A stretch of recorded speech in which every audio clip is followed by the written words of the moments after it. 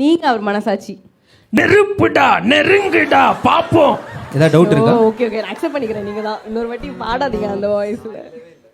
Mister மனசாட்சி, have happy are you இந்த growthக்கு, இந்த நிகழ்ச்சி, இந்த மகிழ்ச்சி, இதுக்கெல்லாம் நீங்க எப்படி ஃபீல் பண்றீங்க? அதாவது இந்த மூமெண்ட், இந்த டே வந்து சும்மா ஜஸ்ட் லைக் தட் எனக்கு அமையல. ஏன்னா நான் ஃபஸ்ட்டு ஒரு பாட்டு எழுதும்போது பாட்டை எல்லாருக்கும் ரொம்ப பிடிச்சிருந்தது.